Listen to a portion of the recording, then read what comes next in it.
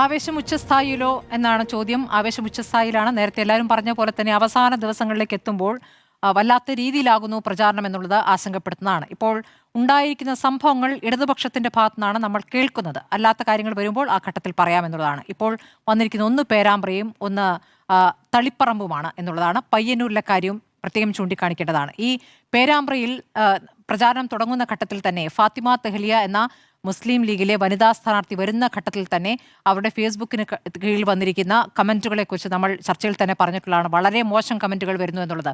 അതിനുശേഷം ഇപ്പോൾ ഉണ്ടായിരിക്കുന്ന കാര്യം എന്താണ്?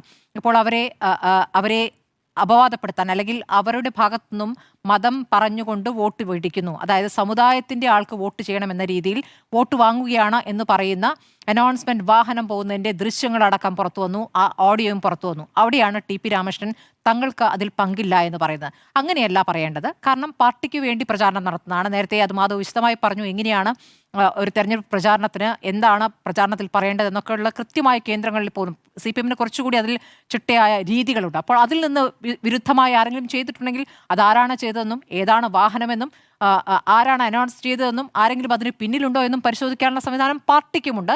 അതല്ലാതെ പോലീസിലേക്ക് അത് കംപ്ലൈന്റ് ചെയ്താൽ ചെയ്യാവുന്ന കാര്യമാണ്. അപ്പോൾ അങ്ങനെ ഒരാളുണ്ടോ എന്നുള്ളത് പരിശോധിക്കും എന്നായിരുന്നു ടി പി രാമകൃഷ്ണൻ പറയേണ്ടിയിരുന്നത്. അങ്ങനെയല്ല യഥാർത്ഥത്തിൽ പറഞ്ഞിട്ടുള്ളത് എന്നുള്ളതാണ്. അപ്പോഴാണ് നമുക്കത് വടകരയുമായ സാമ്യം തോന്നുന്നത്. നേരത്തെ സുനിൽ പറഞ്ഞതുപോലെ ടി പി രാമകൃഷ്ണൻ തുടർച്ചയായി അവിടെ വിജയിച്ചുകൊണ്ടിരിക്കുന്ന ആളാണ്, ഭൂരിപക്ഷം ഉയർത്തിയിട്ടുള്ള ആളാണ്. പക്ഷേ ഭൂരിപക്ഷവും തെരഞ്ഞെടുപ്പിലെ വിജയവുമല്ല ഘടകമെന്നേ. കാരണം ഈ പറയുന്ന കെ ശൈലജ ഉപതെരഞ്ഞെടുപ്പിൽ മത്സരിക്കുമ്പോൾ, വടകരയിൽ മത്സരിക്കുമ്പോൾ കെ ശൈലജ അതിനു മുമ്പുള്ള മത്സരങ്ങളിൽ എത്രത്തോളം വോട്ട് മേടിച്ചിട്ടുണ്ട്? കേരളത്തിൽ തന്നെ ഏറ്റവും വലിയ ഭൂരിപക്ഷത്തിലാണ് മട്ടന്നൂരിൽ നിന്ന് അവർ വിജയിച്ചിരുന്നത്. അപ്പോൾ അതല്ല കാര്യം. അതിലപ്പുറമുള്ള ചില കാര്യങ്ങൾ, പരാജയം മണക്കമുള്ള അല്ലെങ്കിൽ അവിടെ ഇന്ന കാര്യങ്ങൾ കുറച്ച് പ്രവർത്തിക്കും എന്ന് കരുതി അത് അവിടെ ഉപയോഗിക്കുകയാണ്. കാഫിർ സ്ക്രീൻഷോട്ട് വിവാദം നമുക്കറിയാം. അത് ഷാഫി പറമ്പിലിനെതിരെ ആണ് ആ വിദ്വേഷ പോസ്റ്റ് വന്നത്. ആ സ്ക്രീൻഷോട്ട് വ്യാപകമായ സോഷ്യൽ മീഡിയ പ്ലാറ്റ്ഫോമുകളിൽ പ്രത്യക്ഷപ്പെടുകയായിരുന്നു. വാട്സപ്പിലും ഫേസ്ബുക്കിലും ഒക്കെ വന്നു. അതാദ്യം പ്രത്യക്ഷപ്പെട്ടത് അമ്പാടിമുക്ക് സഖാക്കൾ എന്ന ഫേസ്ബുക്ക് പേജിലാണ്. പിന്നീട് റെഡ് ബറ്റാലിയൻ എന്ന ഗ്രൂപ്പിൽ നിന്ന് കിട്ടിയെന്ന് അമ്പാടിമുക്ക് സഖാക്കൾ അഡ്മിൻ മനീഷ് പോലീസിനെ അറിയിക്കുകയായിരുന്നു. അത് CPMലെ കെ ലതികയെ പോലുള്ള നേതാക്കൾ അത് ഷെയർ ചെയ്യുകയും ചെയ്തിരുന്നു. അതിനുശേഷം കെ ശൈലജ തെരഞ്ഞെടുപ്പിന് തൊട്ടുമുമ്പ് ആ കാര്യം തെരഞ്ഞെടുപ്പിന് തൊട്ടുമുമ്പ് അത് പറയുകയും ചെയ്തിരിക്കുന്നു. കാഫിർ സ്ക്രീൻഷോട്ട് പോലും തനിക്കെതിരെ എന്ന രൂപത്തിൽ പറയുകയാണ് ചെയ്തത്. പക്ഷേ അത് തെരഞ്ഞെടുപ്പിൽ എങ്ങനെയാണ് അവസാനിച്ചത് നമ്മുടെ മുന്നിലുണ്ട്. അതിനുശേഷം ഇന്ന് അതിൻ്റെ അന്വേഷണം അവസാനിപ്പിച്ചുകൊണ്ടുള്ള വിവരം വരുന്ന ദിവസം കൂടിയാണെന്നുള്ള ആലോചിക്കണം. അതേ രീതിയിൽ സമാനമായ രീതിയിലാണ് പേരാമ്പ്രയിൽ സംഭവിക്കുന്നത്. പേരാമ്പ്രയിൽ അത് മാത്രമല്ല കേട്ടോ, വോട്ട് മേടിക്കാൻ കന്യാസ്ത്രീകളുടെ അടുത്ത് പോയിരിക്കുന്ന ഈ ഫാത്തിമ തെഹ്ലിയെ തലയിൽ കൈവച്ച് അനുഗ്രഹിക്കുന്നുണ്ട് അല്ലെങ്കിൽ പ്രാർത്ഥിക്കുന്നുണ്ട് കന്യാസ്ത്രീകളുടെ ഒരു രീതിയാണ്.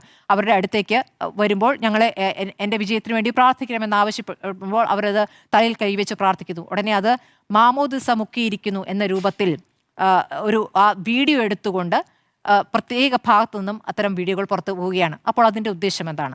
ഇനി തളിപ്പറമ്പിലേക്ക് പോയാൽ അവിടെ ടി.കെ. ഗോവിന്ദനെതിരെയുണ്ട്. ടി.കെ. ഗോവിന്ദന്റെ തലയിൽ തൊപ്പി വെച്ചുകൊണ്ടുള്ള ചിത്രങ്ങൾ പ്രചരിക്കുന്നു. അതിലും ഈ തരത്തിലുള്ള വർഗീയ പരാമർശം. എന്താണ് ഇതുകൊണ്ട് ഉദ്ദേശിക്കുന്നത്? അവിടെ ഇപ്പോൾ CPMന്റെ കോട്ടയാണ്. തളിപ്പറമ്പായാലും അതെ, പയ്യന്നൂരായാലും അതെ. പയ്യന്നൂർ നമ്മൾ എന്താണ് കേട്ടത്? ഈ ശവന്തൂക്കി കോൺഗ്രസ് എന്ന് പറഞ്ഞിരുന്ന ആ ഒരു പ്രയോഗം നടത്തിയിരുന്ന M സ്വരാജ് ഇപ്പോൾ ഈ പറയുന്ന പണം മരിച്ചവർക്കുള്ള പണം കട്ടെടുത്തു എന്നുള്ളതാണല്ലോ വാദം. അങ്ങനെ പറയുമ്പോൾ രക്തസാക്ഷി ഫണ്ട് ദുരുപയോഗം ചെയ്തു എന്നുള്ള കണക്കുകൾ നിരത്തി പാർട്ടിക്ക് മുന്നിൽ വയ്ക്കുകയും അത് പാർട്ടി അംഗീകരിക്കാതോടുകൂടി പാർട്ടിയിൽ നിന്ന് പുറത്തുപോയി അവിടെ സ്ഥാനാർത്ഥിയുകയും ചെയ്ത കുഞ്ഞികൃഷ്ണൻ അത് ചോദിക്കുമ്പോൾ എന്താണ് അദ്ദേഹത്തെ പറയുന്നത്? കള്ളന് കണക്ക് കൊടുക്കേണ്ടതില്ല എന്ന്. അദ്ദേഹം എങ്ങനെയാണ് കള്ളനാകുന്നത്? ഇത്തരം പ്രയോഗങ്ങൾ, ഇത്തരം പരാമർശങ്ങൾ തെരഞ്ഞെടുപ്പിൽ എങ്ങനെ പ്രതിഫലിക്കുമെന്നുള്ള പ്രധാനപ്പെട്ട വിഷയമാണ്. പയ്യന്നൂരിലെ ഏരിയ കമ്മിറ്റി ഓഫീസിലെ 3ാം നിലയിൽ തന്നെയാണ്, അവിടെ വെച്ചാണ് ഈ പറയുന്ന ഈ വ്യാജ ID കാർഡുകൾ നിർമ്മിക്കുന്നതെന്നാണ് KC വേണുഗോപാൽ ആരോപിച്ചത്. അങ്ങനെ ഒരു ആരോപണം ഉന്നയിക്കുന്ന അദ്ദേഹത്തിന് CPMൽ നിന്ന് കിട്ടിയ വിവരമാണെന്ന് പറയുന്നു. അല്ലാതെ അവിടെ പോയി പരിശോധിച്ച് തെളിവ് കണ്ടെത്തുക ഒരു തരത്തിലും സാധ്യമാകുന്ന കാര്യമല്ല. അങ്ങനെ ഒരു വിവരം കിട്ടിക്കഴിഞ്ഞാൽ സ്വാഭാവികമായും തെരഞ്ഞെടുപ്പ് കമ്മീഷൻ പരാതി നൽകും. അങ്ങനെ ഒരു പരാതി നൽകിയിരിക്കുന്നു. അപ്പോൾ ഒരു കൗണ്ടർ പരാതി തിരിച്ചും വന്നിരിക്കുകയാണ് CPMനെ അപമാനിക്കാനെന്ന്. ഈ കൗണ്ടർ പരാതികൾ ഇപ്പോൾ ഫാത്തിമ തെഹ്ലിയുടെ കാര്യത്തിലും ഉണ്ടായിട്ടുണ്ട്. ഈ കൗണ്ടർ പരാതികൾ ആ രൂപത്തിലേ എനിക്ക് കാണാൻ കഴിയുള്ളൂ. നിലവിൽ ഇങ്ങനെ ഒരു ശൈലി അവിടെ രൂപപ്പെട്ടിട്ടുണ്ട് എന്നുള്ളതാണ്. ഇനി ഈ പറയുന്ന ഈ വികസനം ഡോക്ടർ അരുൺ പലതവണയായി ആവർത്തിച്ച് പറഞ്ഞുകൊണ്ടിരിക്കുന്നത്, വികസനം ഇവിടെയുള്ളപ്പോൾ വികസനവുമായി ബന്ധപ്പെട്ടുള്ള ഒരു തർക്കത്തിലേക്കും അതുമായി ബന്ധപ്പെട്ട ഒരു ചർച്ചയിലേക്കും ഒരു സംവാദത്തിലേക്കും എന്തുകൊണ്ട് വരുന്നില്ല എന്ന്. അങ്ങനെ ഒരു സംവാദം CPM ഉയർത്തുന്നില്ല. CPM-മായി ബന്ധപ്പെട്ടപ്പോൾ SDP-യുടെ കാര്യത്തിൽ ഇവിടെ ജമാഅത്തെ ഇസ്ലാമി എന്ന് ആവർത്തിച്ച് പറഞ്ഞവർ ഇപ്പോൾ SDP വോട്ടുമായി ബന്ധപ്പെട്ട് ഇപ്പോൾ എന്താണ് പറയുന്നത് വളരെ പ്രധാനമാണ് കേട്ടോ. SDP-യുമായി ബന്ധപ്പെട്ട് 2024 നവംബർ 25-ന് SDP വോട്ട് വേണ്ട എന്ന് പറയാനുള്ള ആർജവം CPM-നുണ്ട് എന്ന് കണ്ണൂരിൽ വെച്ചാണ് പിണറായി വിജയൻ പറഞ്ഞിട്ടുള്ളത്. ഇന്നിപ്പോൾ പലതവണ മാധ്യമങ്ങൾ ആവർത്തിച്ച് ചോദിച്ചല്ലോ, SDP വോട്ട് വേണ്ട എന്ന് പറയുമോ? അപ്പോൾ നിങ്ങളുടെ ഉദ്ദേശം എന്താണെന്ന് എനിക്കറിയാം എന്ന് പറയുകയും നിങ്ങളുടെ സൂക്കേട് എനിക്ക് എന്താണെന്ന് അറിയാം എന്ന് പറയുകയും ഒക്കെയാണ് മുഖ്യമന്ത്രി ചെയ്തിട്ടുള്ളത്. എന്തിന് MV ഗോവിന്ദൻ ഈ പറഞ്ഞ SDP വോട്ട് കൊണ്ട് ജയിച്ചു എന്ന് കോൺഗ്രസിനെ പലതവണ അപമാനിച്ചിട്ടുള്ള MV ഗോവിന്ദൻ ഇന്നലെ എന്താണ് പറഞ്ഞത്? എന്തിന് SDP വോട്ട് വേണ്ട എന്ന് പറയണം എന്നുള്ളതാണ്. അപ്പോൾ വളരെ കൃത്യമാണ്, ആ വോട്ട് വേണം, SDP വോട്ട് വേണം എന്നുള്ളതും അവിടെ പറയുന്നു. ആദ്യം ജമാഅത്തെ വോട്ട് വേണ്ട എന്ന് UDF പറയണം എന്ന് പറയുകയാണ്. അപ്പോൾ SDP വോട്ട് വേണം. SDP വോട്ട് വാങ്ങുന്നു എന്നുള്ള കാര്യം കുഴപ്പമില്ല. എല്ലാ രാഷ്ട്രീയ പാർട്ടികളും ഓരോ കാലഘട്ടങ്ങളിൽ ഇത്തരം കാര്യങ്ങളൊക്കെ ചെയ്തിട്ടുണ്ട്. പക്ഷേ ഞങ്ങൾക്ക് അത് നിഷിദ്ധമാണ്, ഞങ്ങളത് ഒരു തരത്തിലും അടുപ്പിക്കില്ല എന്നും ഒരു വർഗീയ ശക്തികളാണ് എന്നും പറഞ്ഞുകൊണ്ടിരിക്കുന്നവർ ഇപ്പോൾ അത് മാറ്റി പറയുകയാണ്. ഇപ്പോൾ കണ്ണൂരിലെ സ്ഥാനാർത്ഥി കടന്നപ്പള്ളിയും പറഞ്ഞുകൊണ്ടിരിക്കുകയാണ്, ഞങ്ങളാണ് SDP-ക്ക് എല്ലാ സംരക്ഷണം ഒരുക്കുന്നത് എന്ന് ഒരു പടി കൂടി കടന്ന് പറഞ്ഞുകൊണ്ടിരിക്കുകയാണ്. അപ്പോൾ ഈ തരത്തിൽ പ്രതികരണങ്ങൾ മാറിക്കൊണ്ടിരിക്കുന്നു. ഇതൊക്കെ എങ്ങനെയാണ് തെരഞ്ഞെടുപ്പിൽ പ്രതിഫലിക്കുക എന്നറിയില്ല.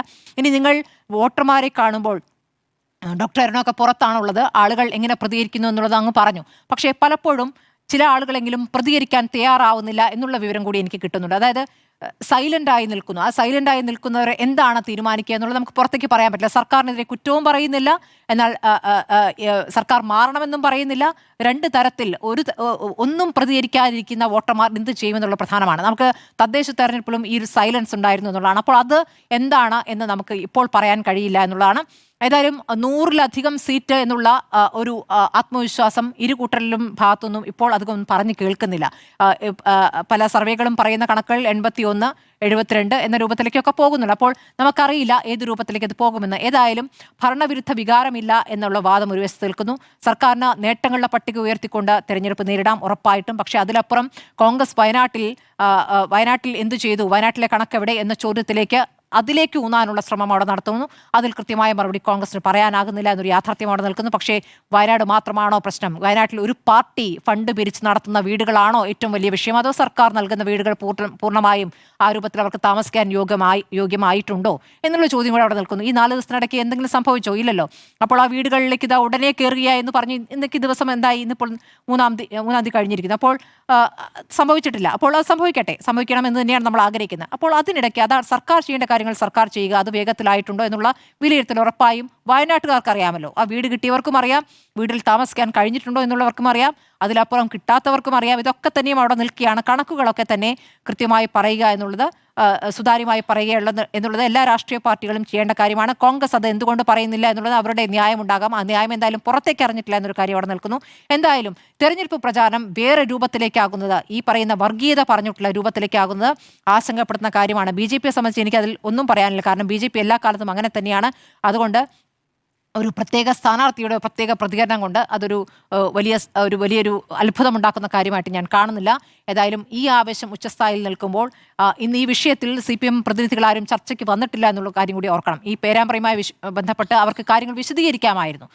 TP രാമകൃഷ്ണൻ വാർത്താ സമ്മേളനം അടക്കം നടത്തിയിട്ടുള്ള കാര്യമാണ്. അപ്പോൾ അത് വിശദീകരിക്കാമായിരുന്നു. അപ്പോൾ ആ വിശദീകരണം എന്തുകൊണ്ട് വേണ്ടെന്ന് വെച്ചു എന്നുള്ള ചോദ്യം അവിടെ നിൽക്കുകയാണ്. ആവേശം ഉച്ചസ്ഥായിൽ തന്നെയാണെന്നാണ് എൻ്റെയും അഭിപ്രായം.